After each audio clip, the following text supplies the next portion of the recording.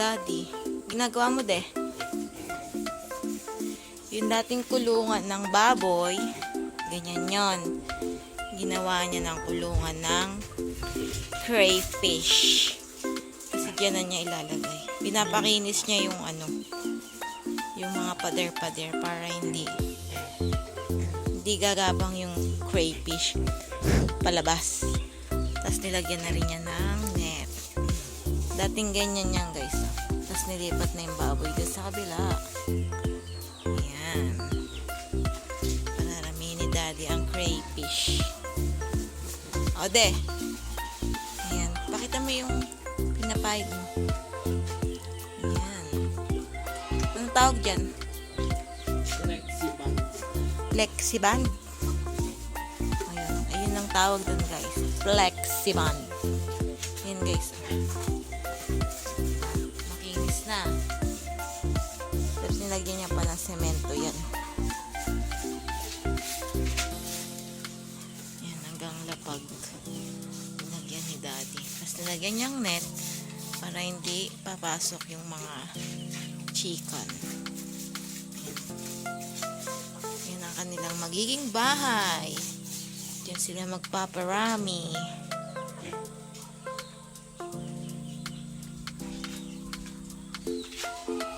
Yan, madilim, guys. Tumidilim na doon. Narinig niyo ba yung kulog-kulog? Mukhang uulan. Ayan ang ating mga Rhode Island nandun.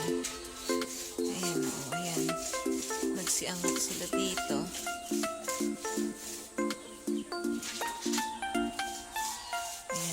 Pag nilalagyan ni Daddy para makinis.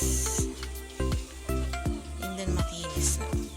Saka yun dito sa side. Hi mga Claire Farm. Long time no video.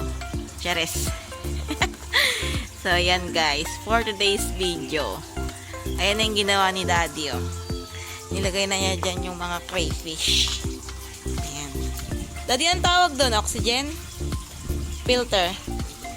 Ayan, meron silang filter ginawa ni Daddy. Tapos ayan yung mga bahay-bahay nila, yung mga PVC. Tapos ayan, gumawa ulit ng bahay si Daddy. Gamit niya dyan is kawayan. Tapos pinag-ano niya, pinagtali-tali niya. Kanya lang, nung nag-try siya ng isa, ayun yung nangyari. Lumutang. And then, I suggested Daddy na itali niyang ganyan. Tapos, lagyan na lang niya ng bato sa ibabaw para pampabigat. Para hindi nakalutang na gano'n, no? Ilan na lang crayfish, Daddy? 5? 5 na lang yung crayfish ni Daddy. Nandoon. Nasa gilid. Pero ang daming bahay. O, tingnan nyo. May bahay dyan. May bahay dun. Yun, nagkalat yung mga bahay-bahay nila. Diba? Tapos, ito pa. May bahay pa ulit dito. Diba? Tapos, meron siyang mga dahon-dahon. Para saan yung mga dahon, de? Pang-cleansing? So, ayan. Sabi ni Daddy, yung mga dahon na yan is pang-cleansing ng water. Ayan. Kaya madaming nilagay si Daddy na mga daon ng saging, de.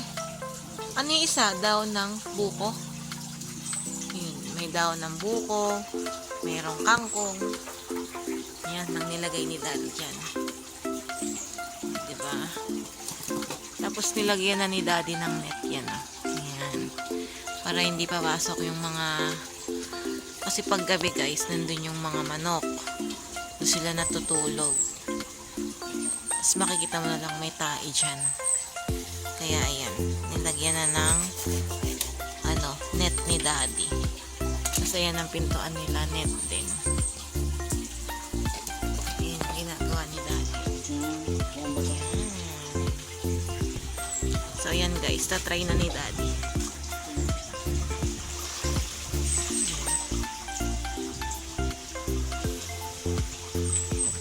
daddy doon.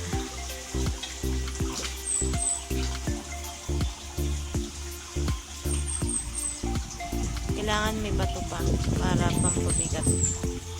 Or hindi na siya magpo-float. Ayan. Diba? And the other side is natutulog ang ating mga 3 little pigs. Ayan.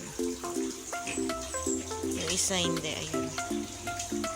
Kasi yan ang ating mga Rhode Island. Madilim dun guys. Oh. Madilim.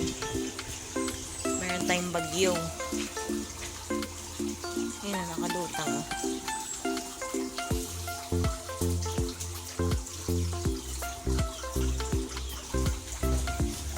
So, yun lang guys. Update na lang ulit sa ating susunod na vlog. Thank you guys for watching. Have a nice day. Have a nice life. Bye-bye!